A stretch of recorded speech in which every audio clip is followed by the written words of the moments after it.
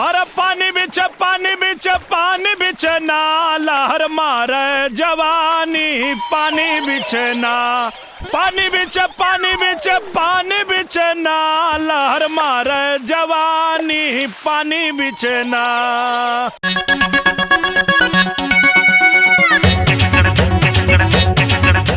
डॉली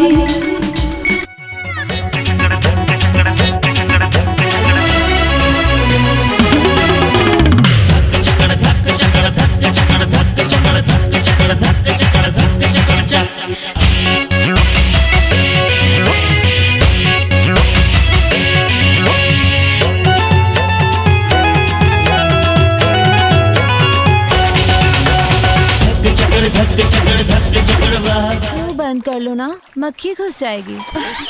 अब आगे का क्या इरादा है? बहुत नीक इरादा बा डार्लिंग, मैं इस इरादे की नहीं, 7 करोड़ को 700 करोड़ बनाने का क्या इरादा है? 700 करोड़? मैं किस मर्ज की दवा हूँ जीजू? मैंने सारी पढ़ाई लिखाई इसीलिए तो की है। मेरे पास बिजनेस का एक बहुत बड़ा आइडिया है, जिससे 1 साल में आपके 7 करोड़ 14 करोड़ हो जाएंगे, और 2 साल में 14 करोड़ का 28 करोड़, और 3 साल में ये 56 करोड़, 56 और फिर करोड़। चौथे साल में 112 करोड़, यानी कि 4 साल में जीजू आप ना करोड़पति से अरबपति, अरबपति से खरबपति, खरबपति शांपति, शांपति से महाशंकपति। Yes, you know. अरे बाप रे बाप, अरे इतना पैसा हम देख लेब तब तुम पगला जाए। अब डार्लिंग, पागल तो दुनिया हो जाएगी। जब यादव ग्रुप ऑफ कंपनीज कंबानी ग्रुप ऑफ कंपनीज से 2 कदम आगे हो जाएगी। और जानते हैं जीजू, कंबानी जी भी 5वीं फेल थे। हाँ। अरे बाप रे बाप, डार्लिंग अपने भाई के मने करा। अब आगे कुछ मत बताओ, हमके चक्कर आवता, अब हम गिर जाए।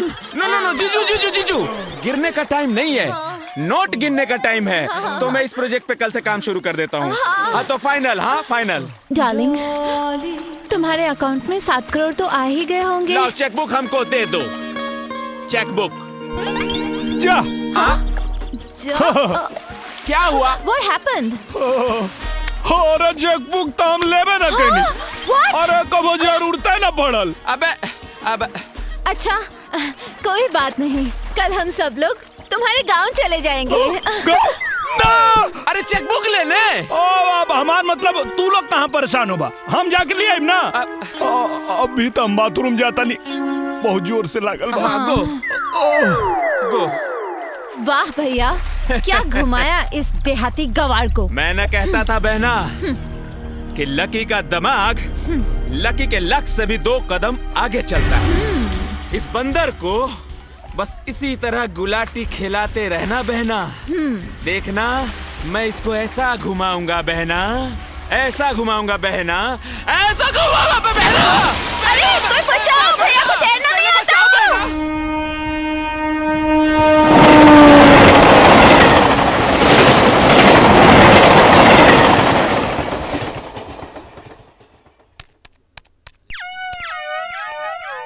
हमरा हिसाब से 2 करोड़ 16 लाख 30 हजार सरकारी खाता में चल गई। ओ बाबा, हमके कोनो टैक्स वैक्स नहीं देवे के। अरे राजा बाबू, नियम कानून सबके माने के पड़ेला। एक बात और, जब तक मैं बनूंगा करोड़पति के TDS सर्टिफिकेट और आपके पैन कार्ड जब तक हमरा बैंक में जमा ना हुई, तब तक हम पैसा इशू ना कर सकिला। यार राजा, यहाँ तक खड़े 2 करोड़ 16 लाख 30 हजार के चुना लाग गई भाई। चले यहाँ से जल्दी चला, न तो सरकार और ही कोनो नियम कानून लगा दी और हमनी के हाथ में एक को अधेला ना बाची। अरे हाँ यार, हाँ ये कौन नियम है? पैसा हमारा और ले ली सरकार। ये चेकबुक दो हमारा। चुरकी मूछ, वाह बेटा, मूछ मुड़ा के बाबूजी का मार देला। सरादो कर लिया बड़ा की बाकी बा ना भैया, चोरी चुप के बैंक आयल बड़ा। चला, तुहार स्वागत करे खातिर बाबूजी बाहर खड़े बानी। बाबूजी, अरे तू कहाँ जाता रखो ना। चला भैया, अरे ये मोचिया चुरकिया रे, माई देवर जी बम्बैया हो गए नहीं। अरे वो मोचिया चुरकिया में उलझल चुप रहा तू लोग, पहले ही बतावा तुम्हारे मोबाइल कहाँ बा? मोबाइल तो वही गिलास में गिर गई, जे गिलास में हम पियत रहनी। कहाँ पियत रही? बाबूजी, अब ठंडा ठंडा, पूरा बात बोलन कर। अच्छा चुप, पहले ही बतावा तू लोग कि 4 दिन से कहाँ रहले और क्या करत रहले। हम बम्बई में बाबूजी बाबूजी वो जवन करोड़पति वाला रहे कुल ना अब वो जबरी रोक लेने पार्टी। चुप, ये बतावा तू लोग के बैंक में सीधे का करे गई रहला। अरे माई वो देखे गई रहनी है कि खतवा में पैसा आई लेकिन ना बाकी 2,16,30,000 के चूना लग गई। पता ना सरकार काट लेलस कोने टैक्स में। लेकिन बाबूजी मैनेजर जी बतावत रहे एगो और लफड़ा बा। ऊ का बेटा जब ले TDS सर्टिफिकेट ना मिली और उकारे पैन कार्ड जो लेना बनी तब ले 1 रुपया ना उतरी। चुप रहा, पैन कार्ड हम बनवा देता नहीं, ठीक? अरे पैन कार्ड तो तू बनवा देबा लेकिन माई वो TDS सर्टिफिकेटवा तो मुंबई न मिली तो TDS सर्टिफिकेटवा हमनी के मुंबई से लेके आवत भाई अब कहीं बम्बई में जाके तोरा जरूरत नहीं के, अब इहवे रहे के बाद तोरा। मुंबई गए के तो बड़ा जल्दी ख्याल पड़ गल तोरा के। बाकी एगो बात बताओ हमरा के, जौना लड़की का गोड़ घर में पड़ला से तोर सूतल किस्मत जाग गई और जगरा पूर्ण प्रताप से ते करोड़पति बन गईले, ओकरा ऊपर का बीता था ये तोरा के ख्याल नहीं के परत हैं? कबो नजर उठा के देखला ओकरा के हैं? अरे यो कुल हम ही के बतावे के परी, गोबर भरल है दिमाग में तोरा। जो भीतर जो अरे भाभी अरे सुना हमार बात सुना। बतावे के बा कुसुम के बतावा।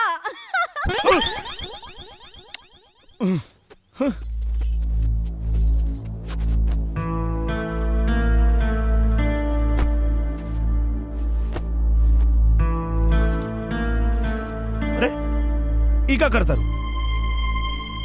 आप थक गए हो खब पैर दबा देता। देखा कर कोनो जरूरत नहीं है। जरूरत कैसे नहीं खे जी, पति के सेवा कैल एगो पत्नी के धर्म हो खेला। देखा हमरा से दूर रहिया और हमरा करीब आवे के कोशिश मत करिया। हमरा से दूर रहिया और हमरा करीब आवे के कोशिश मत करिया। हमरा से दूर रहिया और हमरा करीब आवे के कोशिश मत करिया। पहले हमार बियाह होई ओकरे बाद तो राजा 7 करोड़। रुक पागल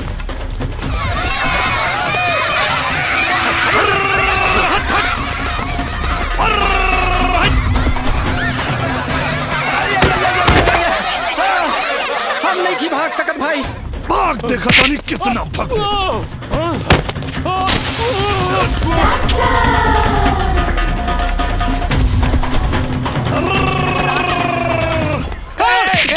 सुने सुने सुने सुने, अरे डबड़ू ये कुत्ते के जैसे हापत कहाँ भागल जात मारा। डॉक्टर कहना कि भागना से सेहत ठीक रहले। हाँ?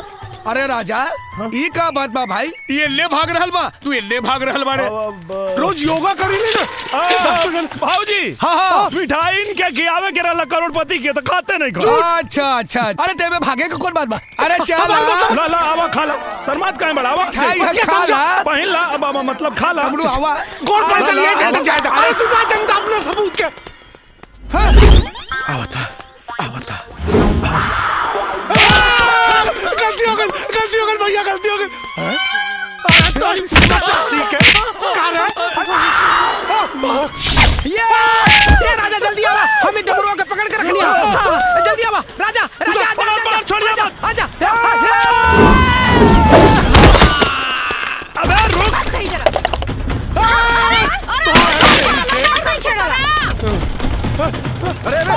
अरे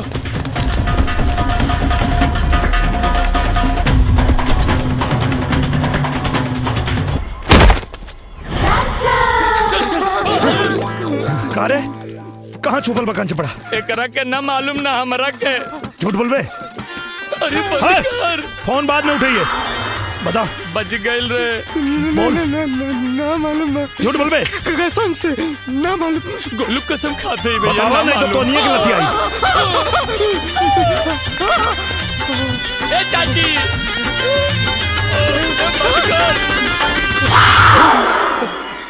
मैं नागिन अरे बकान चपड़ा। बेवफा से प्यार हो गया।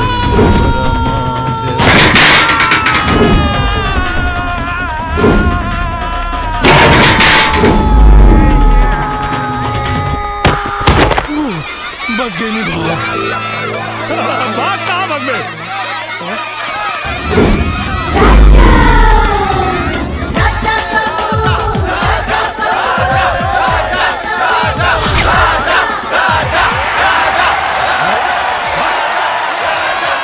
भाग भाग भाग अरे साधु वो बारो ना जीत पाई दवरुआ खातिर तालियां चप्पल चोर डबरुआ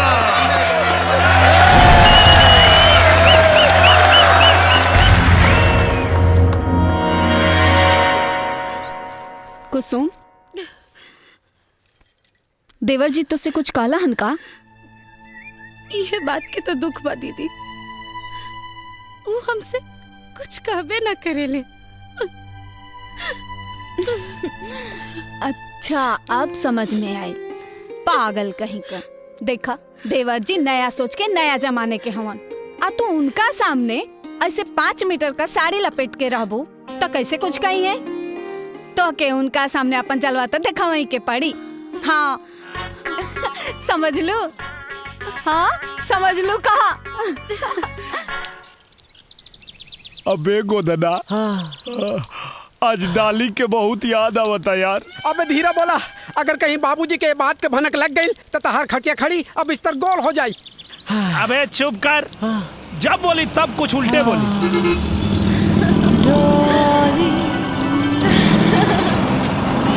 अबे गोदना हमें भाग रहा,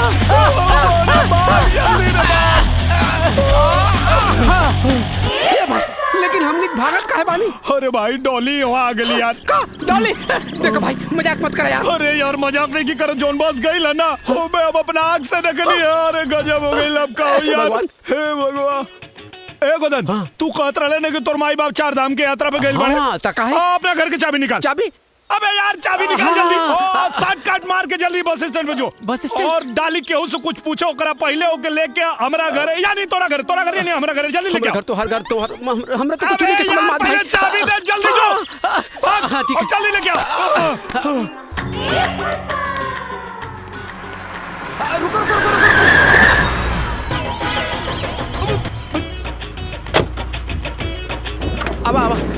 अब जल्दी आवा। ये हमार घर, अब मतलब राजा के घर। चलो दरवाजा बंद कर दे भैया, आ लो। क्या जी, तुम तो अपने वाइफ को भूल ही गए हो। जीजू पहले दिया आशा, बाद में दिया झांसा।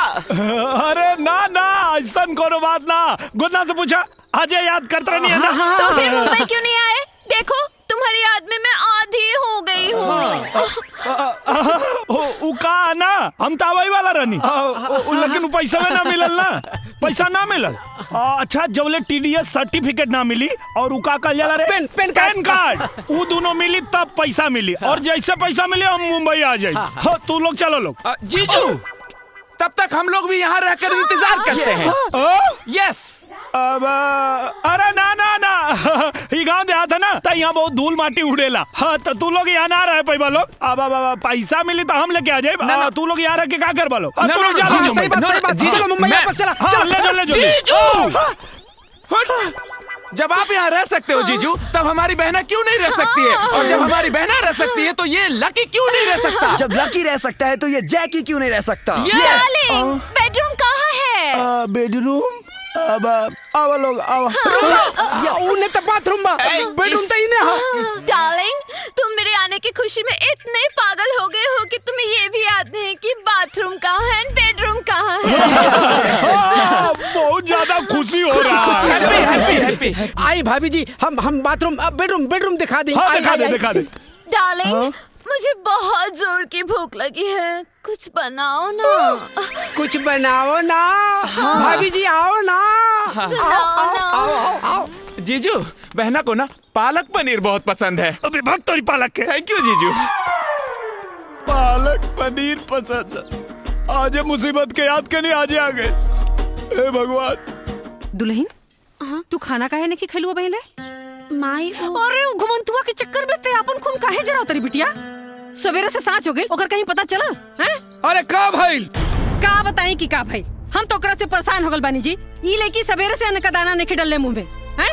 बाकी वो बहया के शरीर में न तो डर बा न तो लाज बा। अरे जब से निकम्मा गोधरा के चक्कर में पड़ल बा तब से ये दिन पे दिन बिगड़ते जा रहल बा। देखत बाड़ी ससुर के नाती के कि कहवा बा आज ओकर छठी के दूध याद करा दे। हाँ डार्लिंग जल्दी बनाओ, बहुत भूख लगी है। हाँ बन गई, ले आओ तन। राजा राजा राजा राजा राजा राजा बाबूजी बाबूजी बहुत गुस्सा में बाबूजी। कहाँ बाबूजी रे? यहाँ अवतरण यहाँ अवतरण तू जल्दी भाग ना तो सब पोल खुल जाए। अरे वहाँ कहाँ जाता बाबूजी होने से अवतरण तू ना जा। ए भाई सब संभाल लिए। हाँ हम संभाल ले। अरे बाप रे, हे भगवान ये दोस्ती के चक्कर में का करे पड़ी। चलो तरकारी बना दी।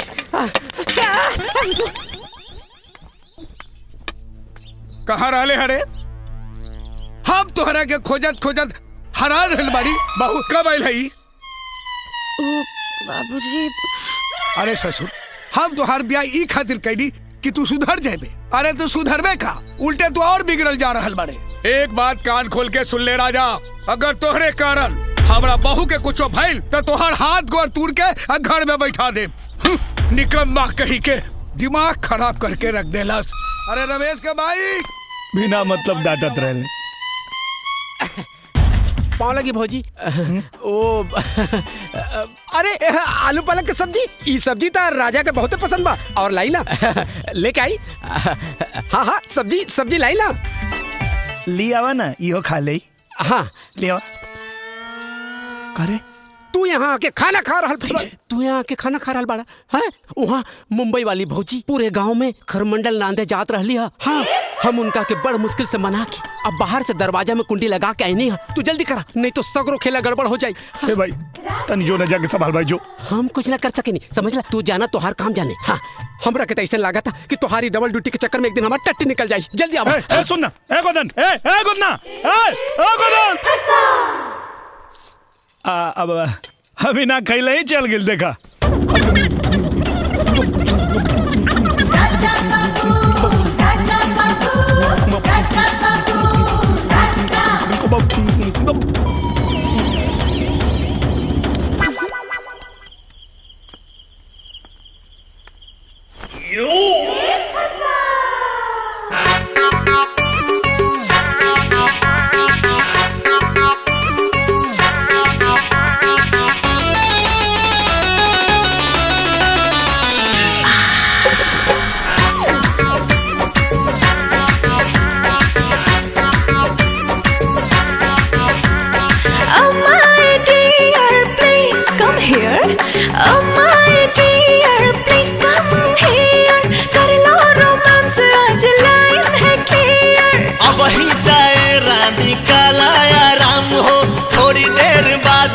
खेला तमाम हो देखो बॉडी से बॉडी के मेल हो गए। खेल हो गई कवन खेल हो गई। डबल ड्यूटी वाला खेली कैसे खेल। दादा रे माथा फेल हो गई। लागे जाता में पिसा जाई बकेल। दादा रे माथा फेल हो गई। आज हमारे राजा लड़ाला नजरिया आके समझा तू दिल के भीतरिया। रानी मनवा में धीर तनी धारा बात मान कुछ देर सबर तू करा। अरे दहिया से दहिया के मेल हो गई। खेल हो गई कवन खेल हो गई। डबल ड्यूटी वाला खेली कैसे खेल। दादा रे माथा फेल हो गई। लागे जाता में पिसा जाई बकेल। दादा रे माथा फेल हो गई।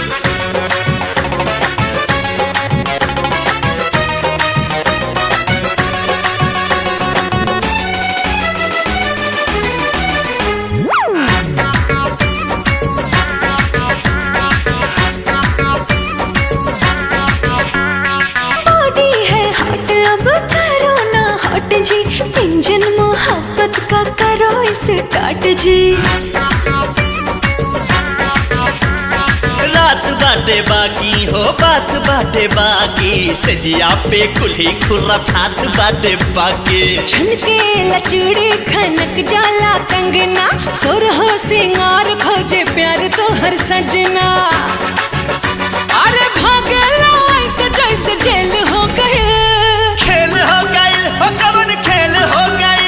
डबल ड्यूटी वाला वाला खेली कैसे खेल दादा रे माथा फेल हो गइल लागे जाता में पिसा जाइब गेल दादा रे माथा रे फेल हो गइल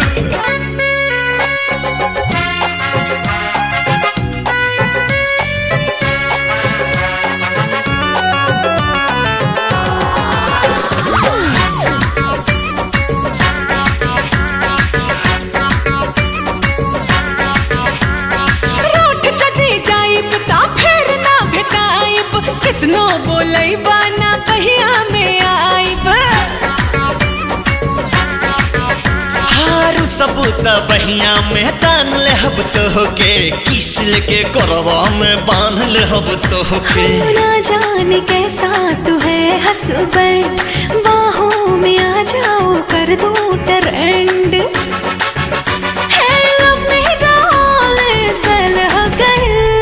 खेल हो गई कवन खेल हो गई डबल ड्यूटी वाला खेली कैसे खेल दादा रे माथा फेल हो गई लागे जाता में पिसा जाई बकेल दादा रे माथा फेल हो गई और 900 गुंडा मर गई झुलनी दर दबा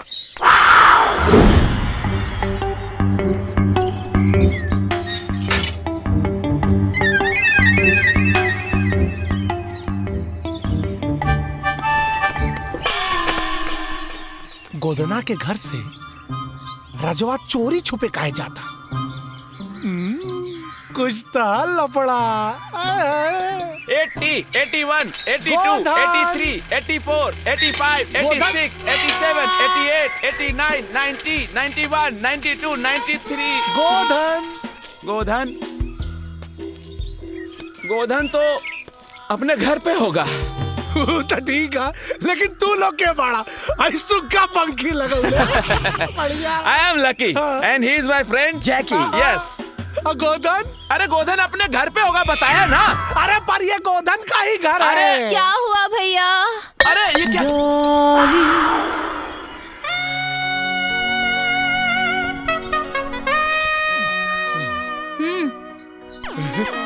क्या हुआ रहुआ के मैं राजा की पत्नी हूँ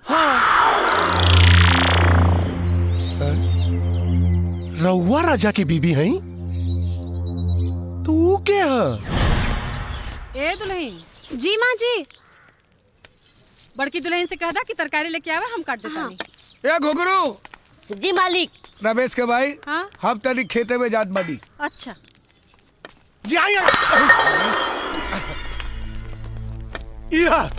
राउर ससुराल अरे सोचत का बानी अपने घर बा आई ना राउर रिश्तेदारन से मिलवा दिया मैं अरे इला चच्चा यही बाड़े ये बाड़े श्रद्धेय सम्माननीय राउर ससुर जी ए भाई साहब इनसे मिली आदरणीय जेठ जी अरे मातो जी बानी का आइला ये राउर श्रद्धेय सासू माँ अरे भौजियो खड़ा बनी जावन तरकारी लेके खड़ा है राउर जेठान है दुल्हन कहाँ बड़ी हो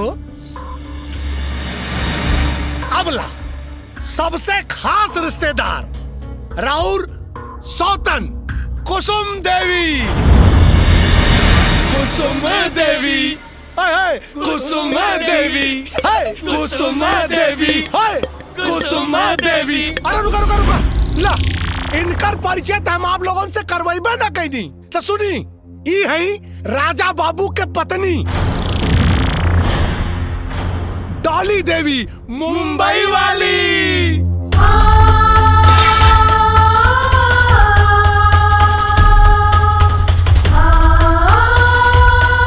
ए चचा अरे राजा बाबू कहाँ बड़े हो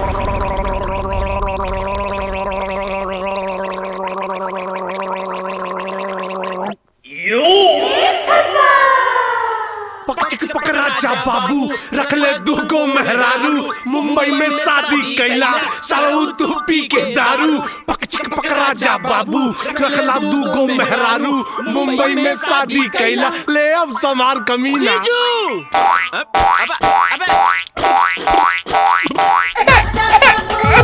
राजा बाबू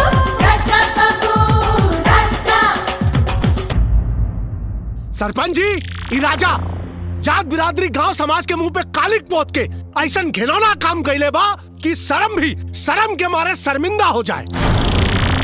सबसे पहले ई गांव के भोली भाली लड़की कुसुम से ब्याह कैलस, ओकरे साथ जिए मरे के कसम खैलस, हर सुख दुख में ओकर साथ देवे का वादा कैलस, और ओकरे बाद यहाँ देखी इस शहर के भोली भाली लड़की के फसौलस, झूठा प्यार के झांसा देके अपना हवस के शिकार बनौलस। ई वासना का पुजारी है राजा।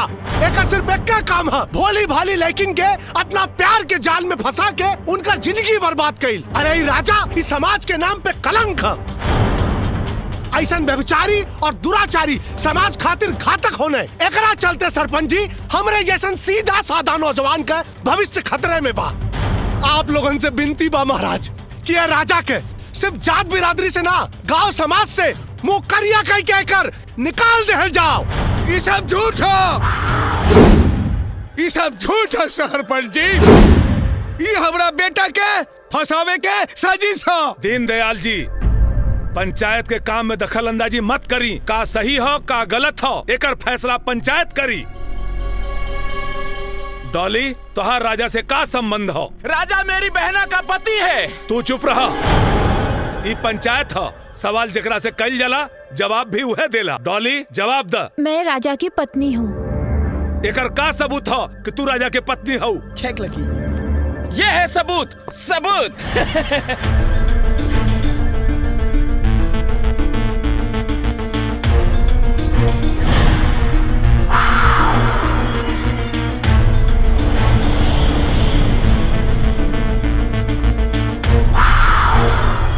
राजा, ये सब का सच बा? हाँ, डाली हमार पत्नी बाड़ी। तो फिर ई के बा? इनका से हमार बिया भइल बा, लेकिन हमरा मर्जी के खिलाफ भइल बा। हम इनका के कबो अपन पत्नी नहीं मन ले, और ना ही कबो अपना पत्नी के दर्जा दिले बानी। हम अपने पत्नी के दर्जा सिर्फ डाली के दिले बानी।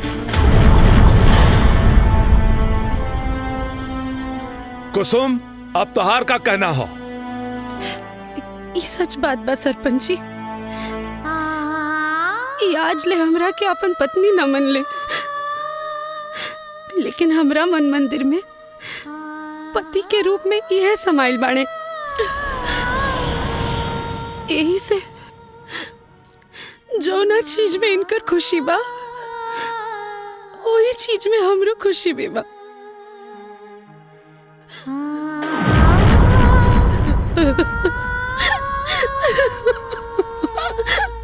डॉली, अब तू क्या चाहता रू?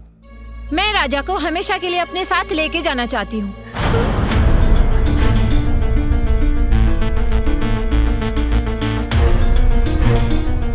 दोनों पक्षों के बात सुनला के बाद पंचायत ए फैसला पर पहुंचल बा कि दीनदयाल के छोटका बेटा राजा दूगो शादी के अपराध कैले बा। बाकी पति के छत्र छाया से वंचित रहला के स्थिति में राजा के संपूर्ण चल और अचल संपत्ति मुआवजा के तौर पर कुसुम के दिहल जाता, जौना में राजा के जीतल 7 करोड़ रुपया भी शामिल हो। चूंकि राजा व डॉली साथ साथ पति पत्नी के रूप में रहल चाहता रे, एक खातिर राजा डॉली के सुपुर्द कइल जाता। अब डॉली राजा के लेके कहीं भी जाए ले स्वतंत्र बाड़ी।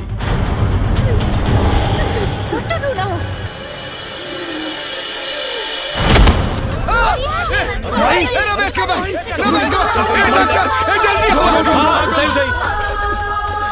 जल्दी भाई, रघुआ लोग रुकी रुकी। प्रधान जी देखी। बहना सुनो तो सही। भैया, ये तो सारा पाशा ही उल्टा पड़ गया। सारी दौलत ले गई वो देहाती कुसुम, और मेरे हिस्से में आया मिट्टी का ढेर जाहिल गंवर राजा। अब उसका क्या मैं अचार डालूं? बहना, राजा साहिल गंवार जरूर है, पर वो मिट्टी का ढेर नहीं है। अरे वो तो हमारे लिए बेरर चेक है बहना, बेरर चेक। एक बार अकाउंट में अमाउंट शिफ्ट होने की देरी है, फिर देखना उसे हाथों हाथ में जाकर कैश कर लूंगा। नहीं भैया, मैं अभी जा रही हूँ और कह रही हूँ कि कुसुम को राजा दे दो और मुझे पैसे। बहना, अरे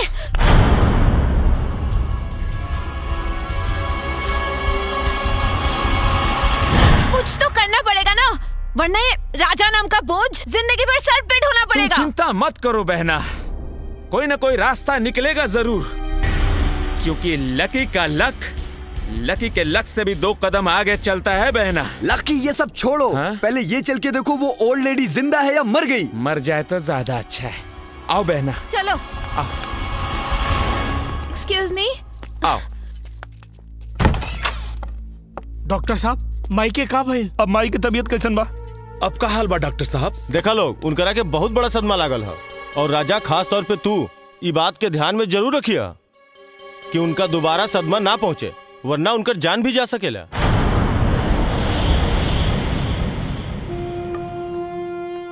सरपंच जी, हम पंचायत के फैसला के सम्मान करत बानी, बाकी हमरा पंच लोगन से एगो विनती बा, जबले राजा की माई पूरी तरह से ठीक ना हो जाए तबले राजा के रोक ली, न तो बेटा के दूर जाए के गम में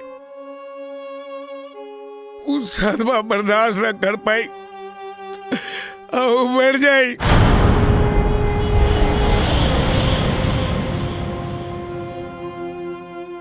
दीनदयाल जी, सब पंचन के ई राय है कि जबले राजा के माई पूरी तरह ठीक नहीं हो जात तब तक राजा के एजे रहे के पड़ी। लेकिन हम बहना, पर तब तक मैं कहाँ रहूंगी? इहो कोनो पूछे वाली बात है? अरे जहाँ राजा रही है वहाँ तू रह सकेलो।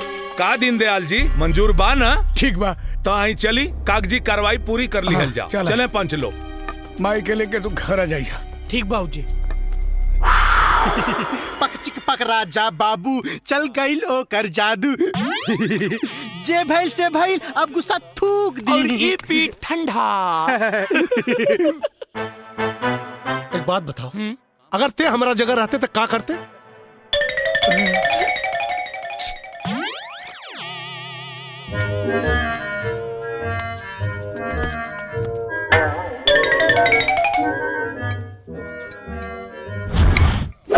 करती कगल।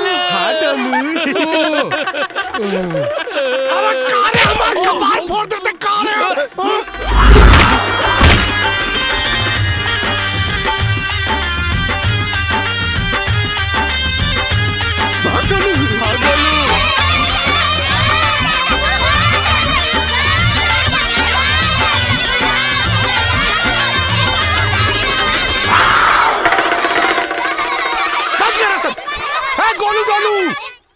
घुंगरू जी मालिक। ये लोग के कमरा दिखा दो जी।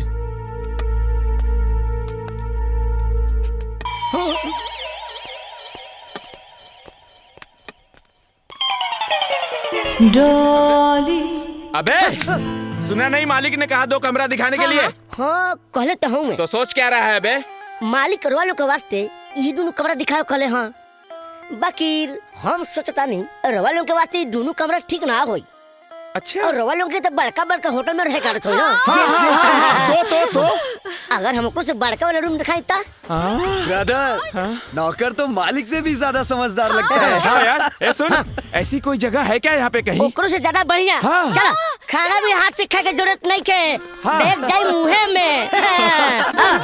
और हाँ, पानी भी हाथ से निकाल के पिए की जरूरत नहीं के, डायरेक्ट जाए मुँहे में। और इतने ना हवा मुँह खाती कहीं जाए की जरूरत नहीं के, वह हवा वह मुँह। Latrine bathroom attach. अरे साहब, मजा वाला बात अभी बताइबे ना कहीं नहीं। अरे वाह, बताओ बताओ। हाँ, खुद से रोल के नहा के ना पड़ी, फर्स्ट क्लास मसाज के साथ वहाँ नहा जाई। ऐसी जगह तो मुंबई में भी नहीं है। लेकिन वो जगह है किधर? है ये जगह। यू रास्कल, 2 कौड़ी का नौकर हमसे मजाक करता है? मैं तुझे जान भैया, ये गांव के लोग कितने बदतमीज होते हैं। चलो। हाय हो हमार लाल तो के छोड़ के कहीं न जाए भाई, हम कहीं न जाए, बस तू जल्दी से ठीक हो जा, तू चिंता मत करा, हम कहीं न जाए। राजा भैया उजन सामान गोधन गड़े पड़ल बा तो केवलो मंगवले हलो। माई हम अभी आवता नहीं, चल।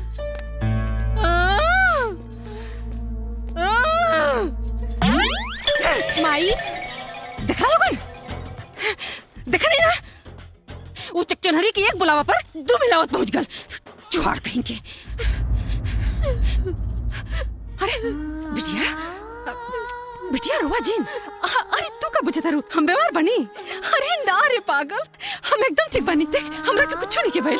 जिन रोवा बिटिया ना रोए के, हैं हमरा कुछ नहीं के भइल। ऊ का बुझतिया उहे गो नौटंकी बाज बिया, अब ओकर असली पाला पड़ल बा नौटंकी बाज से। देखे ऊ डाल डाल चली तो हम पात पात चलम। देखिए हमरा बेटा की कैसे लेके जाले यहाँ से। तू तनको चिंता मत कर बिटिया। हाँ, बिटिया जब वो यहाँ कुछ दिन रही ना हमार बेटा राजा, तो ओकरा खुदे समझ में आ जाए कि का सही है और का गलत। समझाई ना करा कीजिए। अरे तू चिंता जिन कर बेटी, हमरा राजा के हमली से वो छीन ना पाए। वो जो ना वक्त के इंतजार कर रहल बानी ना, उहे वक्त के इंतजार हमहू कर रहल बानी। इंतजार इंतजार आखिर कब तक? मैं इस घटिया कमरे में नहीं रह सकती।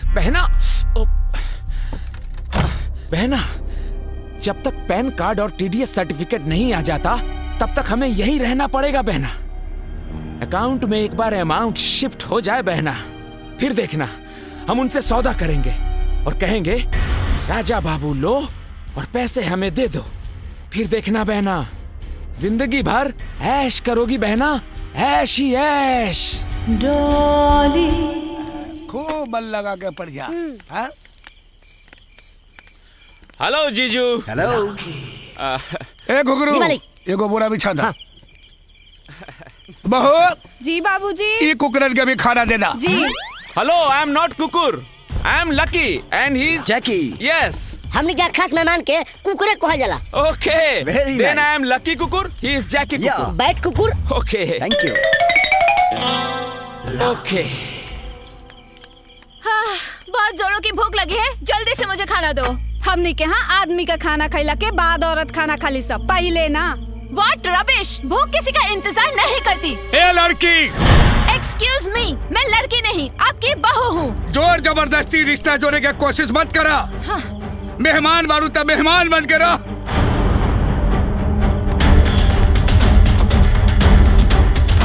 मैंने सुना है गांव में पति का झूठा खाना भी एक रिवाज है। लीजिए, खा लिया मैंने।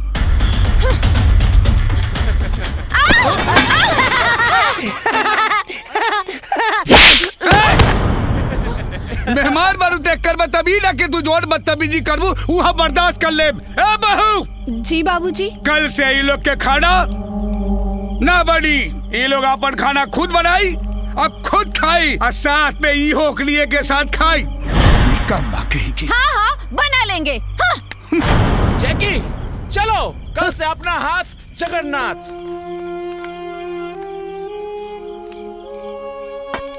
देख ले आँख खोल के एक उहा कि तोहरे सामने से तोरे मुंह के नेवाला लेके चल गई। एगो हमार बहू है पर नेवाला तोहरे सामने रख गई। का अब चोर कहीं का खा रे बाबू का। ए चुनमुन के माई कहाँ बाड़ू हो? हाँ हाँ आवत हैं। इन मरद लोग के भी ना खाना खैला के बाद एक के गो काम आवेला। उ लोग के का पता कि हम औरतन के खाना खैला के बाद भी बहुत सारा काम होला। हाँ तो दीदी आप जाई ना, हम कुल बर्तन धो देता नहीं। सच में जाई का? हाँ दीदी जाई ना। वैसे भी आज हमरो मन ना बहुत कच्चा कच्चा सा लगा था। जात बनी। हाँ कुसुम तू चिंता मत करा, तोहरो के एक दिन ना देवर जी ऐसे ही परेशान करिया। अरे आओ तनी बाबा।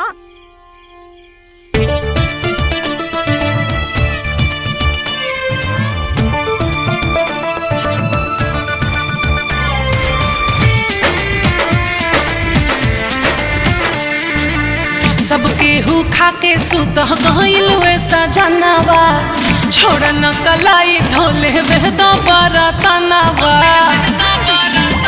ए सब गेहूं खा के सुत गइल वैसा जनावा छोड़ न कलाई धोले बेदो बरतनावा प्यार कर खातिर पूरा रात बाटे बाकी बतावा गोरी कबले रजाई में सता की बतावा गोरी कबले रजाई में सता की अरे घुमुड़ करबू जाग जइहे काकी अरे घुमुड़ करबू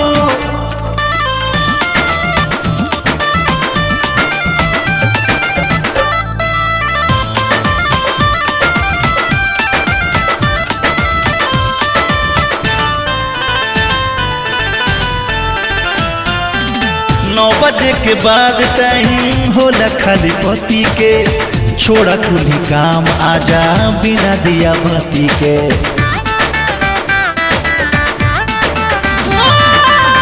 रात भर लगे रहब गलत निशाकर तब ले चढ़ाव राजा तकिया पे कवर चले नहीं दे हम आज तोहरो चला के बतावा गोरी बतावा गोरी कबले रजाई में सता की बतावा गोरी कबले रजाई में सता की अरे घुमुड़ करबू जाग जइहे काकी अरे घुमुड़ करबू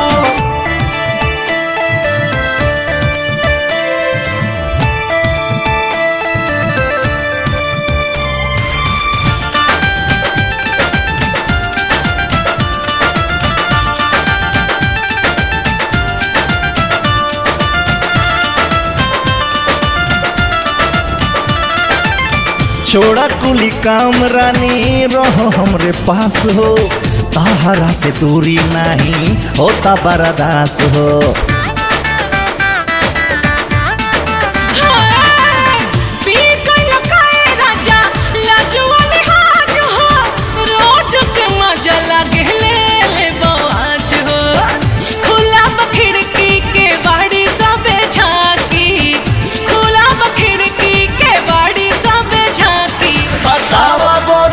रजाई में सता की बतावा गोरी कबले रजाई में सता की अरे घुमुड़ करबू जाग जइहे काकी अरे घुमुड़ करबू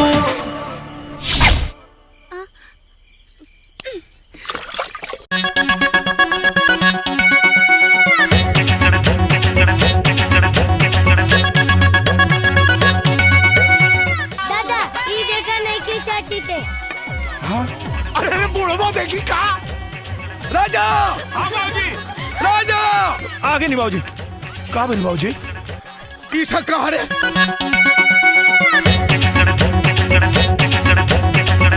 एक बात सुन एकरा ला शरब बा कि हम नहीं की जानत बाकी हमरा ला शरब बा एक बात कान खोल के सुन ले आज के बाद अगर ऐसा भइल तो फिर सोच लिए चल रे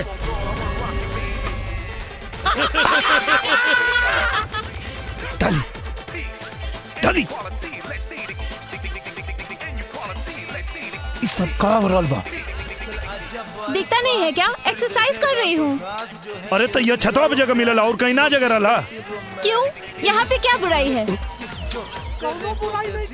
बुराई यहाँ ना तोरे छोट छोट कपड़ा में बा। देखा कैसे लोग आँख फाड़ फाड़ के देखा था ये गाँव में शहर ना। अब सब लोग देख रहे हैं तो इसमें मैं क्या कर सकती हूँ?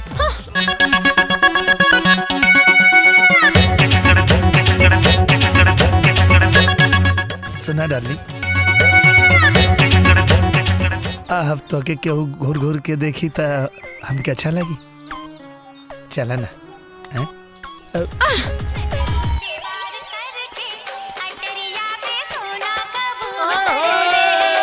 अरे कनवा इतना लात खैले लेकिन सुधर लेना।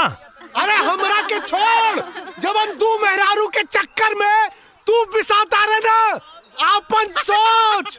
राजा हाँ माई, तो के तो देख ले एक दिन। अरे महिलाओं करा के दे, को करा के। मैं ही जीतूंगी। हाय जीजू।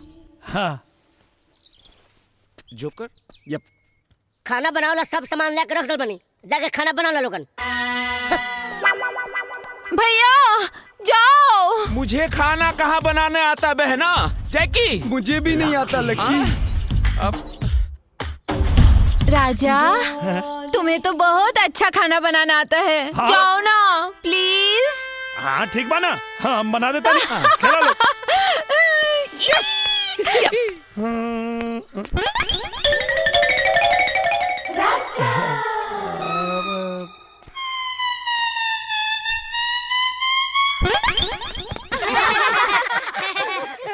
ओके। क्या हो गया?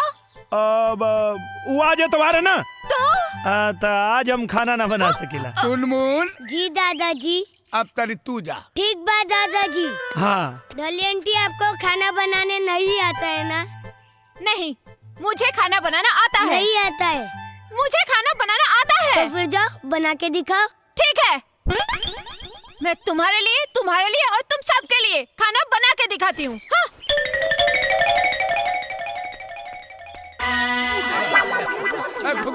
हाँ मालिक, खाना डॉली।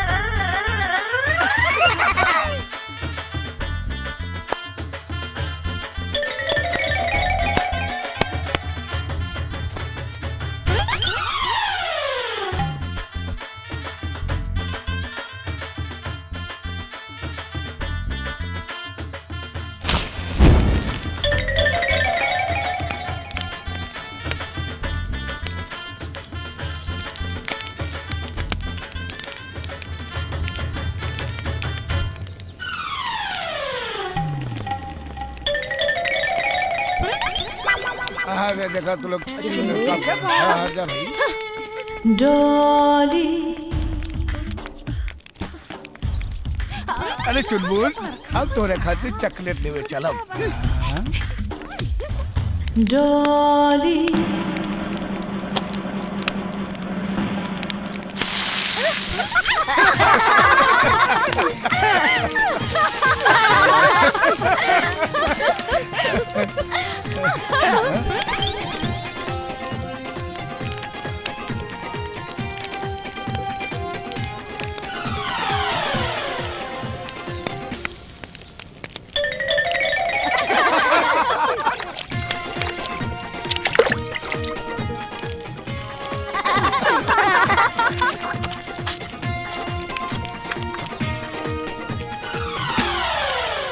डॉली।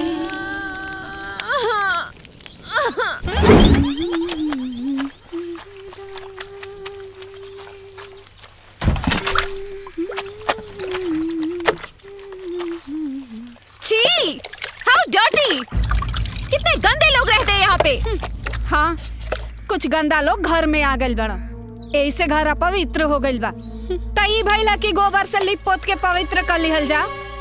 हाँ दीदी, और ये गोबर तो दवाई के भी काम करेला ना।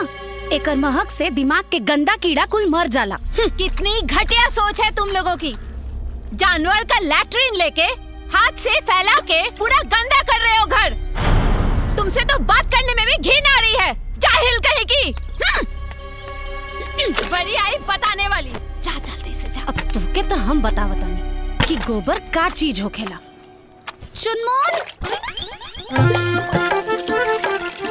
जल्दी आवा।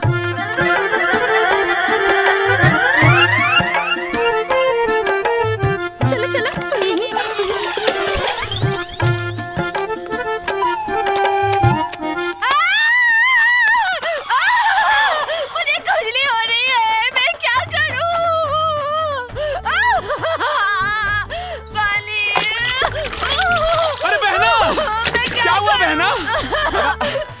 खुजली, पुलिस बुलाओ। कॉल नहीं लग रहा। एम्बुलेंस मंगाओ। और क्या हुआ बहना? अरे फायर ब्रिगेड को फोन लगाओ यार। एक खुजली तक गोबर लगावला से जाई ना। हाँ दीदी, लेकिन ई गोबर के छुई है कहाँ? गोबर तो जानवर के लैट्रिन होला, गंदा होखेला ना। अरे यार बहना नो पॉटी बहना पॉटी जानवर का टट्टी बहना पॉटी बहना टट्टी आई मीन जानवर का टट्टी बहना क्या करूं मैं बहना चुप अबे चुप अरे बहना नो डोंट डू दिस बहना अरे अबे हट में अबे बहना ये रोक लो बहना सब ठीक है बहना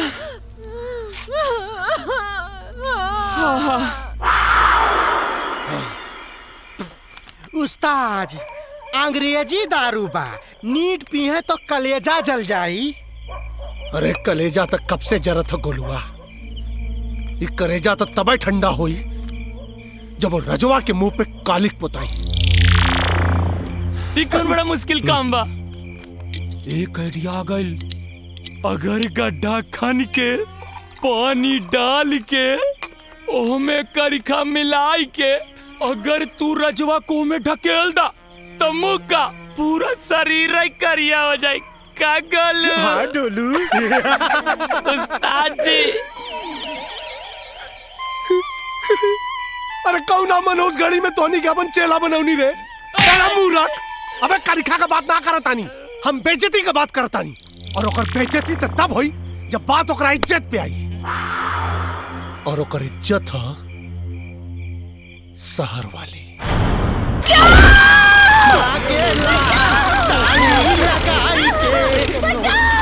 अरे क्यों ना बचाई हो के बचाई तोरा। अब पता चलियो रजवा के माला पहलौले का अंजाम का होला। अरे कहाँ जाता है ताली बेबी।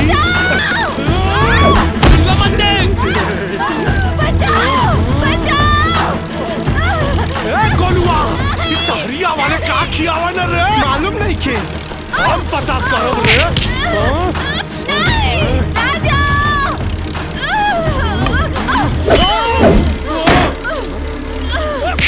अरे बहुत जानवर हो।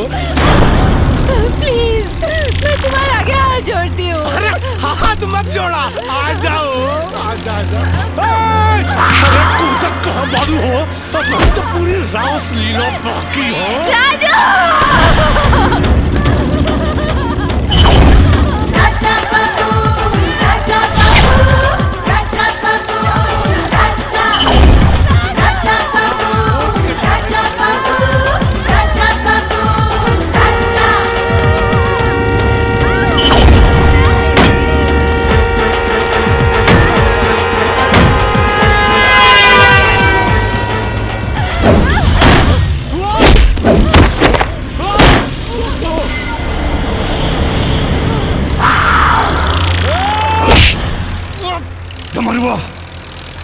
डाली हमरा घर की इज्जत पे और हमरा घर की इज्जत पे हाथ डाल के तू अपना मौत के दावत दे ले बार।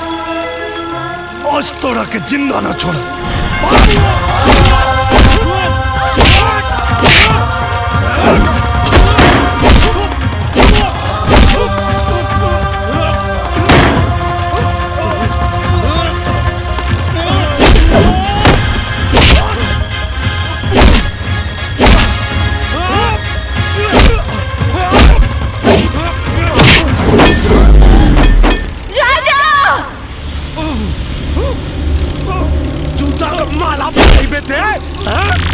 तो शहर वाली का मजा हम ले। और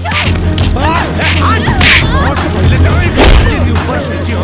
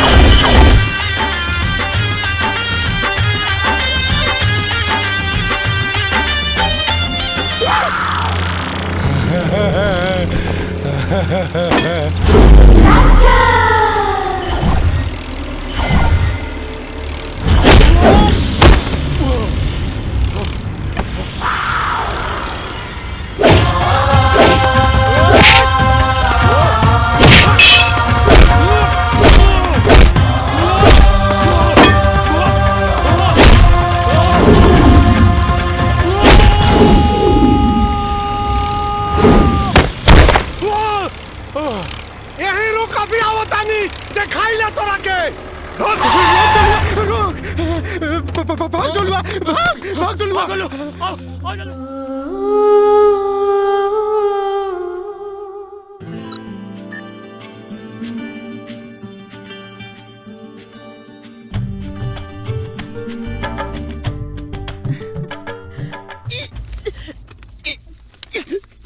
कुसुम का भइल कुसुम? माई देखी ना कुसुम के का भइल? अरे बाप रे बाप, अरे का भइल हो दुलही? पता ना दीदी, काहे बहुत उल्टी होता। मन तो नहीं ना पितराई लागत। हाँ माई, कुछ कुछ वैसे नहीं लागता।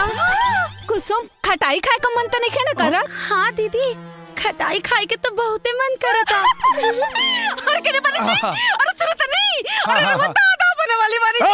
मेरा मतलब के दादी बनने वाला बारू। ए जी सुनी, रवाना बड़का बाबू। अरे ऐसा कैसे? अरे तू तो बड़की माई बनिए जाइबू। का भाई तो ना छोट भैया आवेला बा। बधाई हो कुसुम, बधाई हो, तू ना माई बने वाला बा। अरे दौड़े के ना कुसुम। भेल बेटी, अरे संभल के। समझावे के भगवान। बधाई हो देवर जी, रवा बाप बने वाला बानी। बधाई हो छोटकी मालकिन, अरे वो छोटकी माई बने वाला बानी। भाग यहाँ से, झूठ बोला तुम सो। अरे सुना, हम बताओ तो। अरे सुना, हमार बात सुना। अरे हमार बात सुना। हमार बात तो सुना।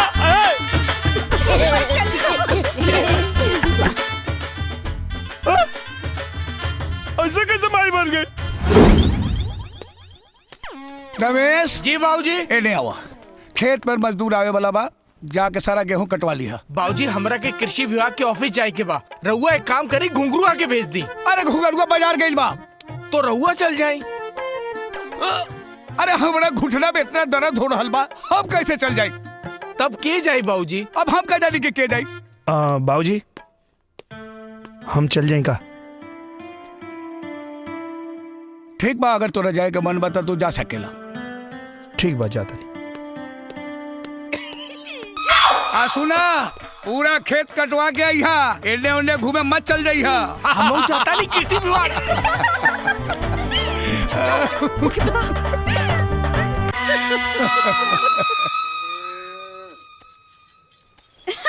कुसुम, अरे ई गोबर गोइठा पागल तू छोरा, जा जल्दी से खेत पे। देवर जी खेत पर गइलन गेहूं काटवावे, तू गतान लेके जा जल्दी।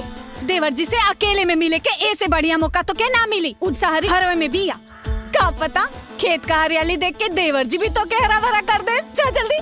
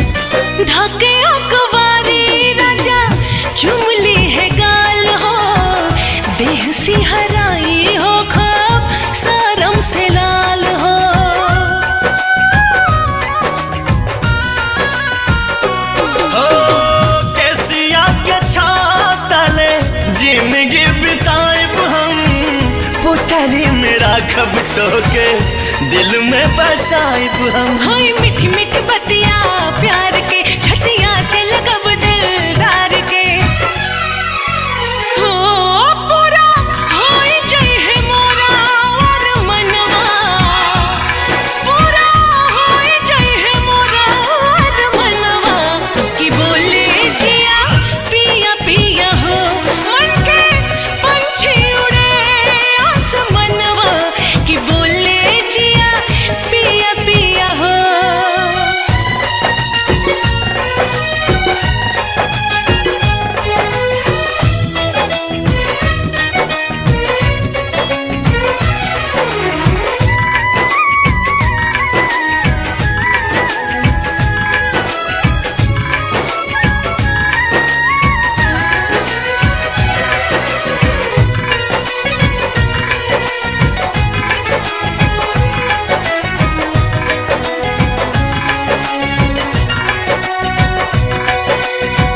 करे है किसानी सैया दूर से निहारब हम धूल माटी देही आगे अचरा से झारब हम।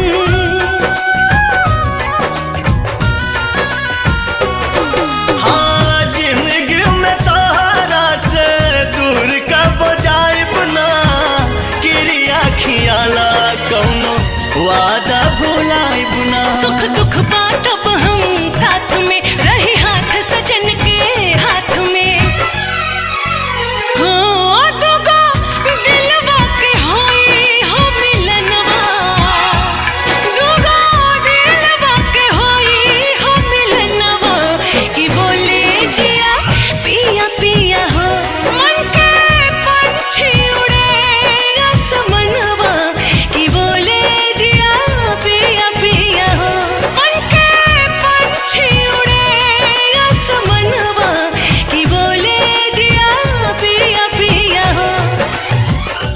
अरे जे तू काल सुन लू उ सब झूठ रहे।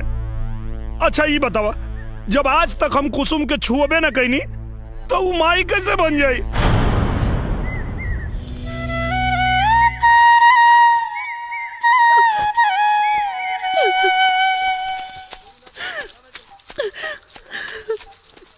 सुनो ना, आई डोंट बिलीव यू। हम सही कहता नहीं, तोहरा के भड़कावे खातिर पूरा घर मिल के नाटक कैले बाने सा। हम सही कहता नहीं, प्लीज हमार विश्वास करो ना प्लीज। माई तरकारी अच्छा बनल बा। यू जाहिल गवार नौटंकी, तू क्या समझती है? तेरे नाटक करने से राजा तेरा हो जाएगा। तुम उल्टी करोगी तो राजा के बच्चे की माँ बन जाओगी। तुम गांव की औरतें होती ऐसी हो, मुंह काला किसी और के साथ करती हो और बच्चे का बाप किसी और को बनाती हो। ए डोले, तू अपने जुबान पे लगाम दे, वरना क्या क्या कर लोगे? अरे ते खड़ा वहाँ का करता रे? अरे जौना कोक से हम तोरा के जन्म देली, ये सारी बिगड़े वही कोक के गाड़ी देतिया।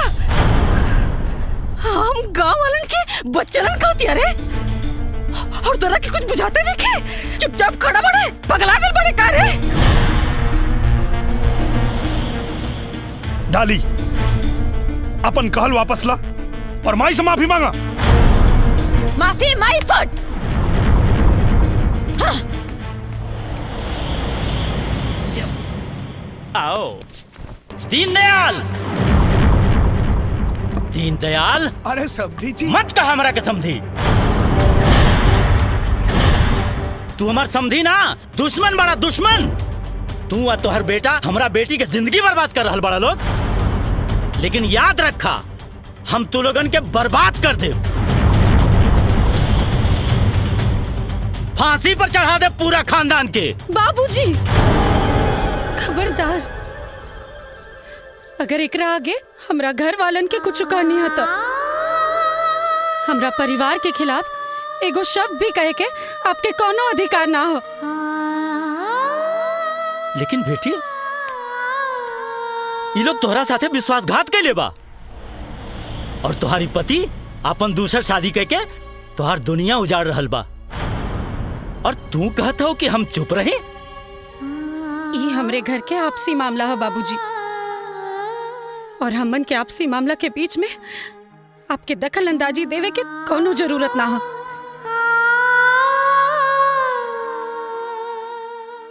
बाकी कुसुम बेटी, हम कोनो गैर ना, तो हर बाबूजी हैं।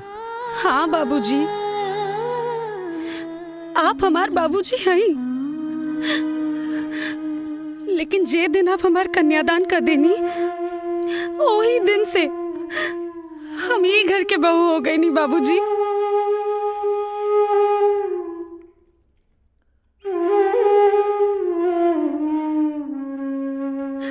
हमार सास ससुर हमके बहू ना, अपन बेटी जैसन माने ले। बाबूजी, हमार ई बाबूजी हमके कब्बो आपके कमी ना महसूस होके दिले।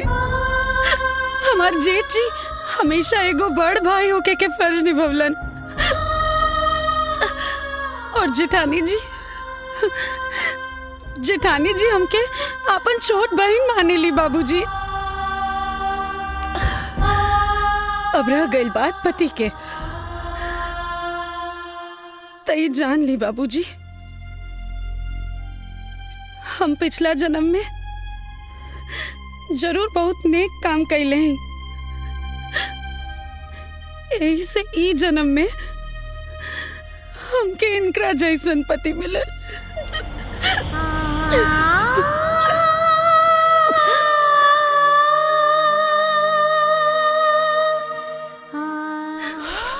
वाह बेटी वाह, तो हर विचार सुन के हमार मन गदगद हो गई। भगवान तोहरा जैसन बेटी हर आदमी के दे।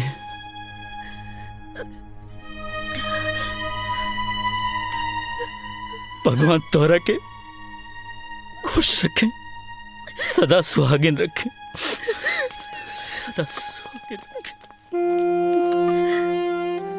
जरूर हम पिछला जन्म में कोनो न कोनो अच्छा कर्म कैले हो हम, यही से हमरा बहू के रूप में हमरा बेटी मिल गई।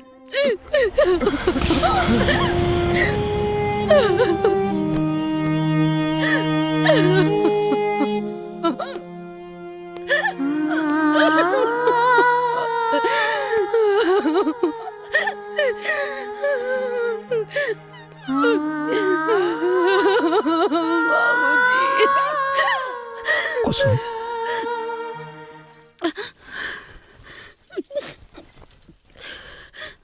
कुसुम हमरा समझ में नहीं आवत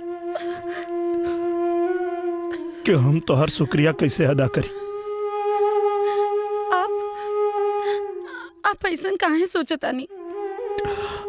कैसे ना सोची, जौना घर के मान प्रतिष्ठा के रक्षा हमके करे के चाहिए, ओकरा के हम खुदे नीलाम कर देले बानी, और आज तू हमरा घर के प्रतिष्ठा के बचौलू हो। हमरा तो समझे में नहीं आवत कि हम कहाँ जाके मुंह छुपा। ऐसा मत कहीं जी, हम कोनो एहसान ना कहीं। हम ही घर के बहू हैं, और बहू रहला के नाते खाली अपन कर्तव्य के निर्वाह करनी है, बस, और कुछ ना। काश हम अपने कर्तव्य के निर्वाह कर पाती।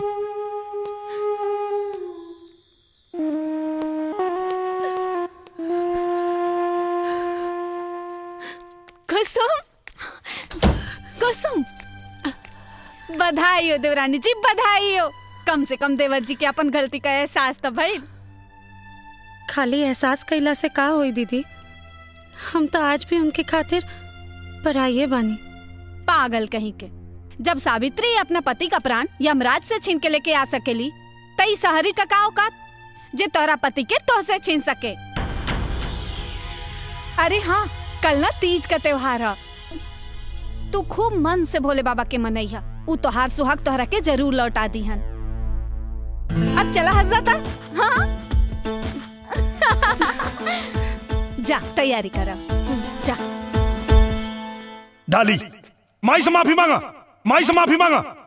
सिस्टर सिस्टर सिस्टर ओपन द डोर सिस्टर।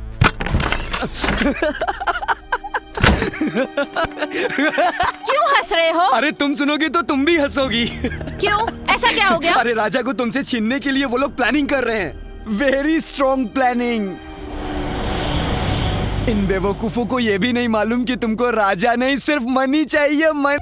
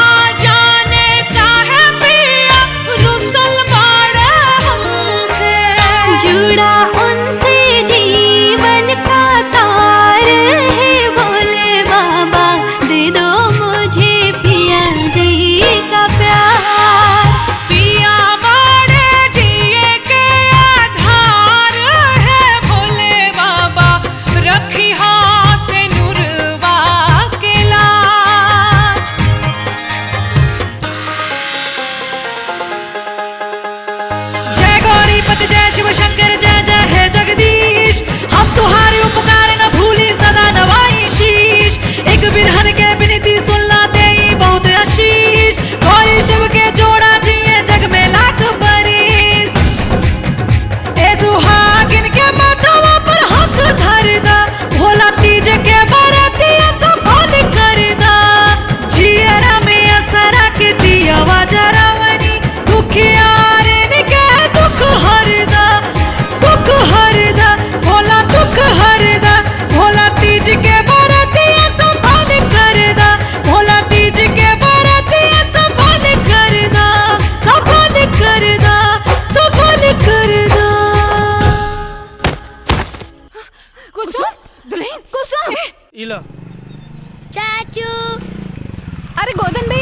हाँ भाभी। कैसन तबीयत बा आपका? ठीक ठीक ठीक ठीक। कहाँ कट ले रहा? अरे कुछ ना, सब ठीक। अरे माई हम ठीक बानी। ठीक तो बड़ा बेटा। सब ठीक बा भैया। अरे गोधन कैसन बा तोहर तबीयत? अरे कोनो बात नहीं के बाबूजी, सुई दे देले बा, एकदम ठीक हो जाई। कोनो ए रमेश, एकरा के उठावा, आले चल खटिया पर रखा। अरे नाना बाबूजी। अरे चुप, जब तक तोहरे भाई बाबूजी चारों धाम से ना आ जाइहन तब ले तू लेकिन हमार हजामत करके सामान तू घर में रह गइल बा। चल ले चल। अरे भाभी, खाना निकाला ना, बहुत जोर से भूख लगल बा।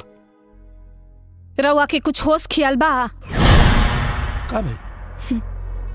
कुसुम अबही ले आपन व्रत नइखे तोड़ ले, ओही तरह भूखल पियासल पड़ल बिया।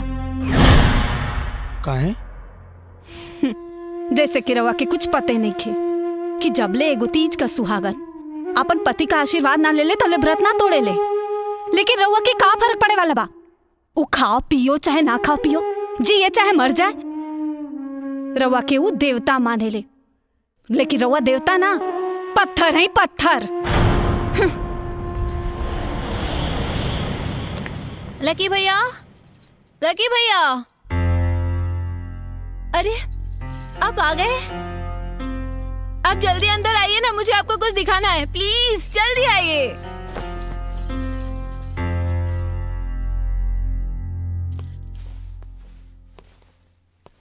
कुसुम,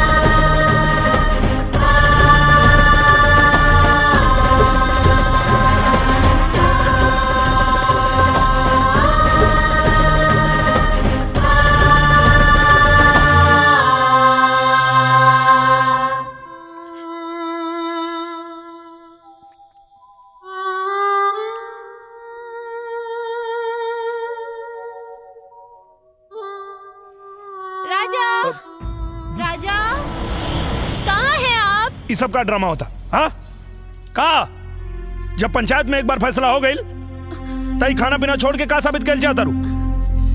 ये सब खाना पीना छोड़ला से कुछ होके वाला नहीं के। अब चल जाओ, खाए के बाद तो खो, नहीं तो मत खो।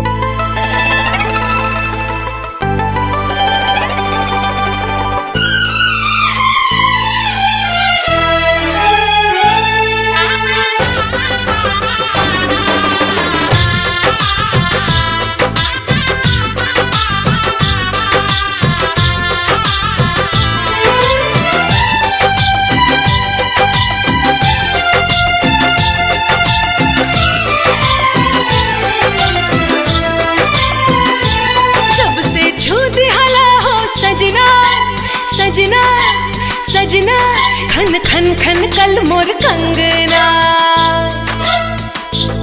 जब से छूटी हला हो सजना खन खन खन कल मोर कंगना, दिल के धड़कन बजाए सहनाई, आबे लागल ए राजा गिराई, आबे लागल ए राजा गिराई। एहसास समझ में आए का होला प्यार बुझाइल, एहसास समझ में आए का होला प्यार बुझाइल, हाल दिलवा के का हम बताएं, कैसे तो से नजरिया मिलाई, कैसे तो से नजरिया मिलाई।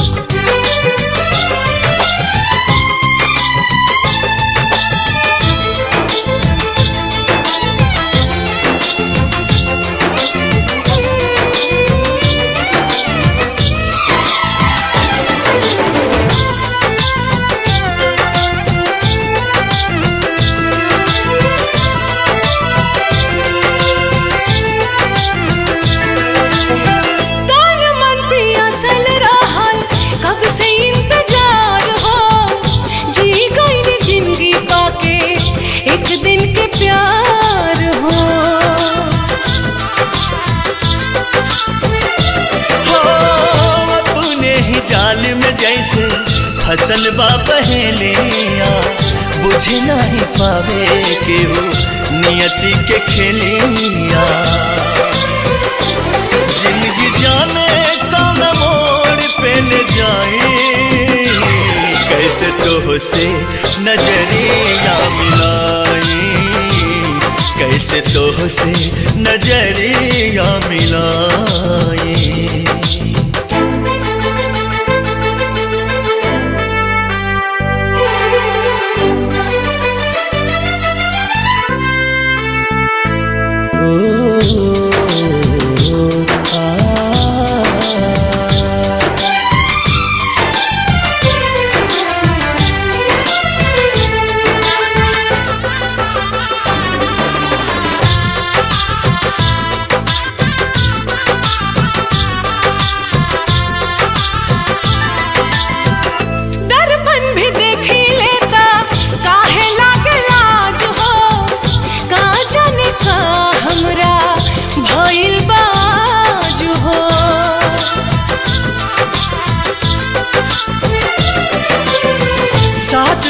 सातों वचन सगरो भुलैनी पति के धर्म का होला वो ना निभैनी हम त जन्म जन्म तोहके पाई आवे लागल ए राजा अंगड़ाई हो आवे लागल ए राजा अंगड़ाई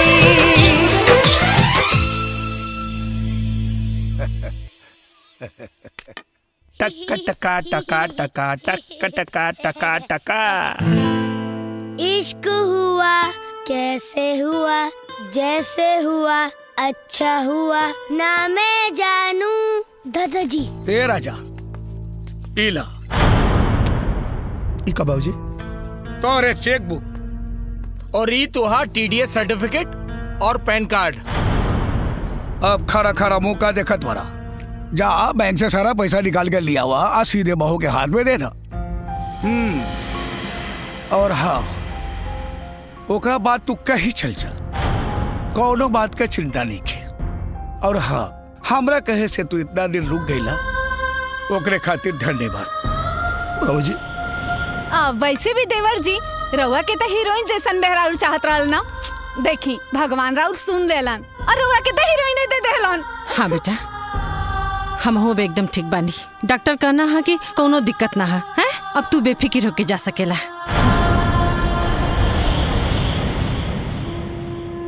बाबूजी बाबूजी हमसे गलती हो गई बाबूजी, हम कहीं ना जाए बाबूजी, हमके माफ कर दे। तू का समझेला क्यों तोहरा से प्यार करेली का बोला? अरे उधर तोरा पैसा से प्यार करेली। सुना जा पूरा पैसा निकाल के ओकरे हाथ में दे दा फिर देखा पैसे के कमाल। हाँ जा। हाँ बाबूजी। जैकी यस चलो। जिसका मुझे था इंतजार जिसके लिए दिल था बेकरार वो घड़ी आएगी आएगी बहना झटका राजा को दे जाना है पैसा लेके यहाँ से निकल जाना है। खुशखबरी है बहना राजा को कुसुम से प्यार हो गया है।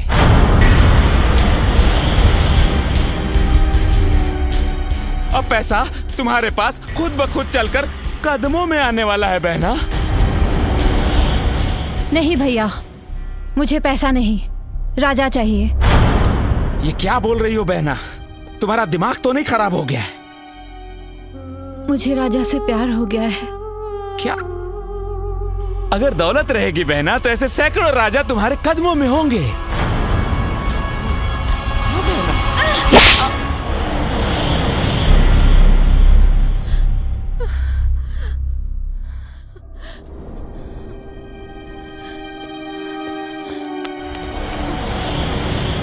का? 7 करोड़? हाँ। हमला! जीजू जीजू। अरे लकी तू यहाँ कैसे? जीजू आपने हमारे लिए इतनी मेहनत की है जीजू कि हमारा भी कुछ फर्ज बनता है ना। मतलब मतलब ये जीजू कि ये बैग हमको दे दे जीजू। बैग दे वही खातिर ले आइल बानी, तोरा के ना, तोरा बहन के दे। बहना ये बोझ नहीं उठा पाएगी जीजू, ये बैग हमको दे दो जीजू। दे दो जीजू। गुड जीजू। ये बनेगा करोड़पति। चल बे जैकी, मैं बनूंगा करोड़पति। मैं बनेगा करोड़पति।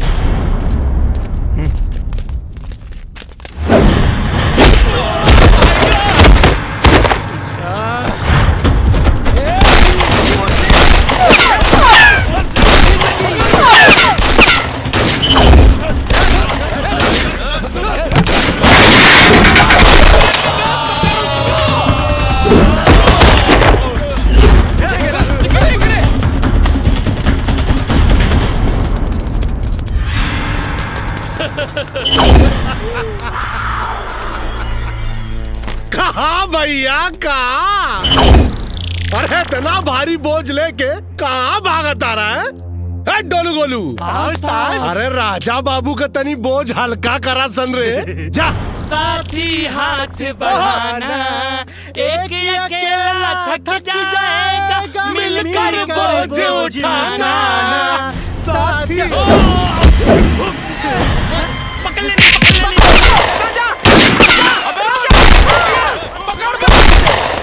पैसा पकड़, चला चला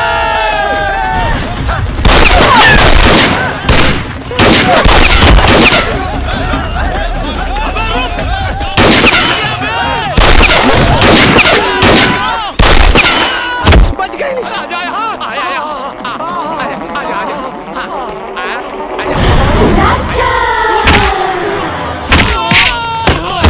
जिया राजा, भाग भाग पुलिस,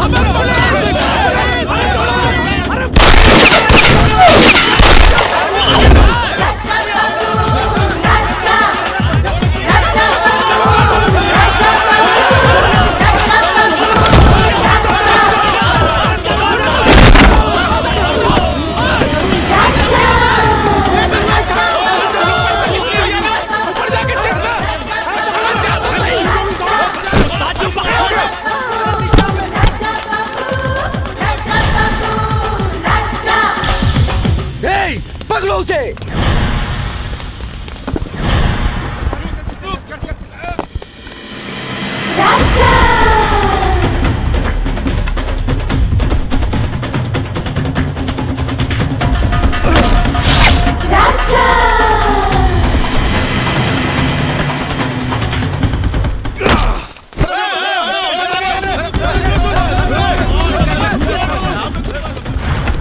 रुक जाओ राजा बाबू।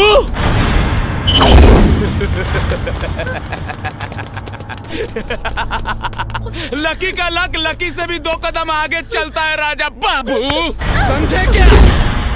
वो बैग हमको दे दो राजा बाबू, अभी प्यार से समझा रहे हैं, नहीं तो बहुत ही बुरा कर देंगे।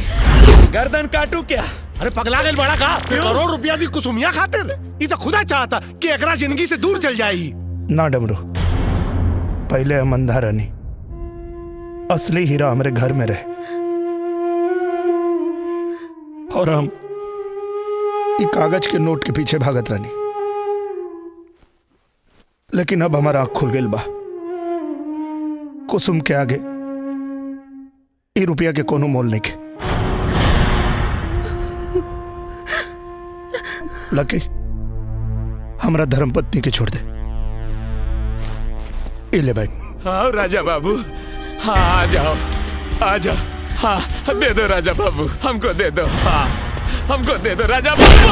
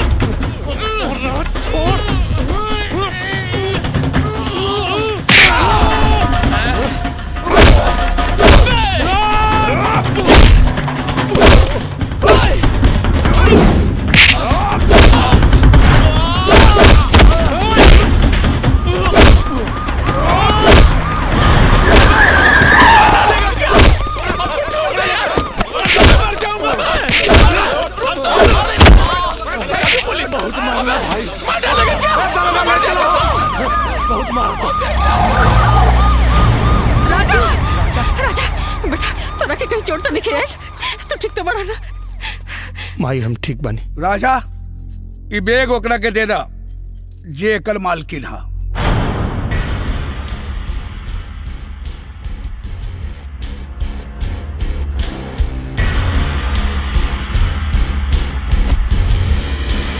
सुनिए, इसकी मालकिन मैं नहीं कुसुम है। इसे ले जाकर कुसुम को दे दीजिए। हाँ, एकर मालकिन कुसुम बा, लेकिन एकर जरूरत तोहरा के ज्यादा बा। बैग ला और जा यहाँ से। मैं सुन रही हूँ, इसका मतलब ये नहीं कि आप कुछ भी बोलते जाए। राजा सौदा भी पूरा नहीं के भाई, जाके जमीन जायदाद के कागज लेके आवा, तब जाके सौदा पूरा हो। मैं राजा के लिए दुनिया की सारी दौलत को ठोकर मारती हूँ। मुझे सिर्फ और सिर्फ राजा चाहिए। चलिए राजा। हम तोरा साथे ना जाए। क्यों? काहे से कि अब हम कुसुम से प्यार करी ले। रंग बदलने में तो आपने गिरगिट को भी मात दे दी। कल तक तो आप मुझसे प्यार करते थे और आज आपको कुसुम से प्यार हो गया है। तब कहाँ गया था ये प्यार, जब भरी पंचायत में आपने मुझे अपने पत्नी होने का दर्जा दिया था। आप चुप क्यों हो गए? जवाब दीजिए। अभी सरपंच जी भी यही मौजूद है। कह दीजिए कि आप इनके फैसले को नहीं मानते राजा, हैं। पंचायत के फैसला तो के माने के पड़ी। सरपंच जी, सरपंच जी दया करी, सरपंच जी दया करी। हमारे बेटा के बच जाई थी, नहीं तो हमारे बेरारू मर जाई। सरपंच जी, हमरा राजा के हमरा से दूर मत करी। दीनदयाल जी, हम मजबूर बानी। पंचायत के फैसला अटल बा। राजा, कल सुबह तो के डॉली के संगे जाए के पड़ी, वरना अंजाम बुरा हो जाए। चला पंच लोग।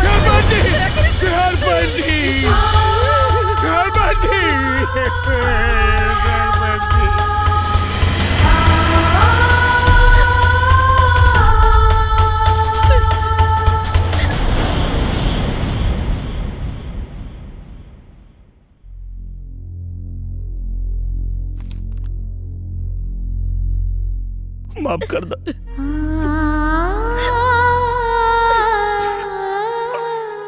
बहुत मजबूर बानी हम। भौजी मत लेके जाए भौजी, राजा के हमले से दूर मत लेके जाए भौजी, हम तो हर पाँव पर ताली भौजी।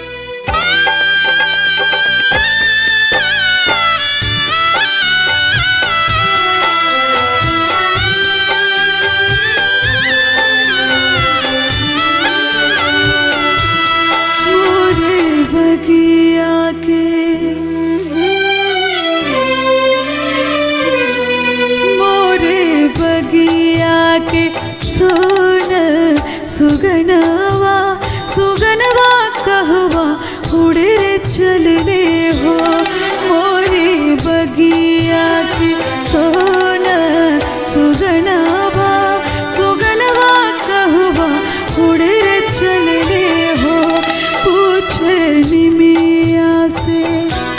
पूछे निमिया से पुरवा पवनवा सुगनवा मोरा कहाँ रे चल रे हो मोरे बगिया के।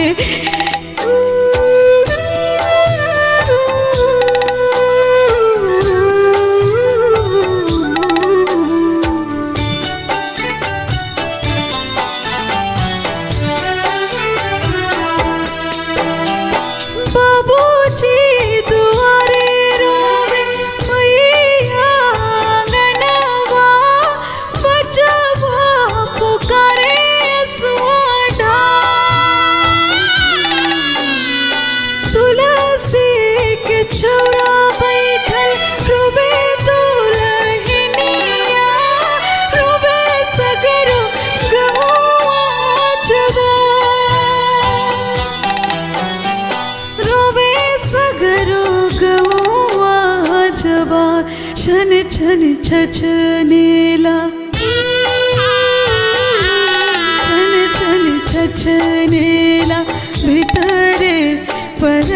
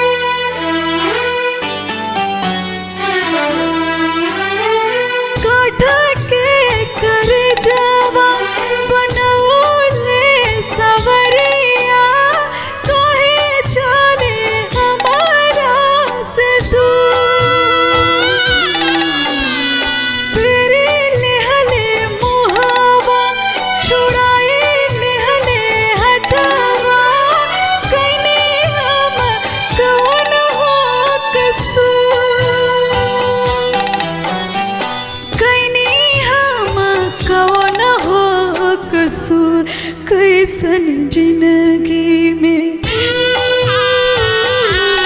कैसन जिंदगी में लागल गरहनवा, सुगनवा मोरा उड़े चलने हो, मोरी बगिया की सोन सुगनवा, सुगनवा कहवा उड़े चलने हो, मोरी बगिया के सोन सुगनवा, सुगनवा कहवा उड़े चलने हो, मोरी बगिया के, मोरी बगिया के, मोरी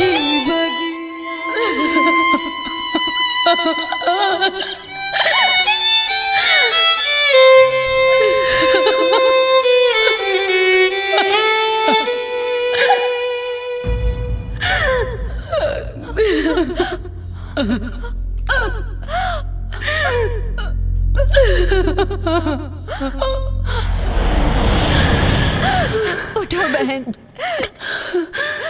मत रो। अब तुम्हें रोने की कोई जरूरत नहीं। ये सच है कि मैं यहाँ पैसों के लिए आई थी, लेकिन यहाँ पर आने के बाद मुझे पता चला कि प्यार क्या होता है, रिश्ते क्या होते हैं। मैं राजा से सच्चा प्यार करने लगी हूँ और अपने प्यार में स्वार्थी होके एक परिवार से उनके बेटे को छीनने जा रही थी। एक पत्नी से उसके पति को छीनने जा रही थी। राजा, मैं आपके शरीर को ले जाके क्या करती? आप आत्मा और दिल से तो कुसुम के हो चुके हैं। मैं आप सबके गुनहगार हूँ, मुझे माफ कर दीजिए, मुझे माफ कर दीजिए, मुझे माफ कर दीजिए।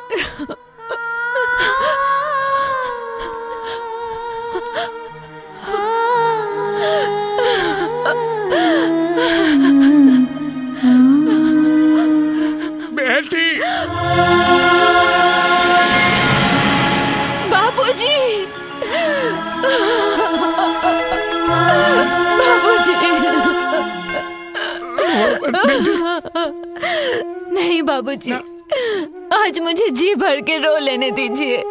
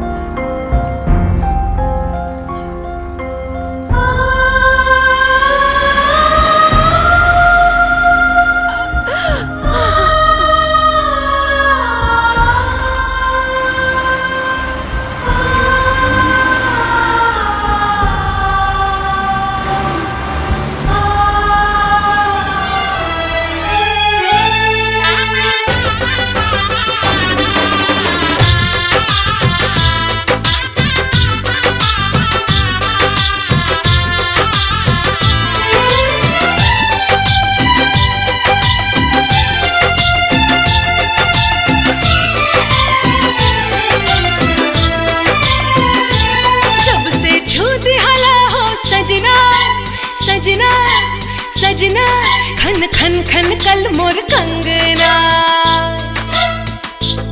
जब से छूटी हला हो सजना, खन खन खन कल मोर कंगना, दिल के धड़कन बजाए सहनाई, आवे लागल ए राजा गड़ाई, आवे लागल ए राजा गड़ाई। एहसास समझ में आयल का होला प्यार बुझाइल, एहसास समझ में आयल का होला प्यार बुझाइल, हाल दिलवा के का हम बताएं, कैसे तो हुस्न नजरिया मिलाई, कैसे तो से नजरिया मिलाए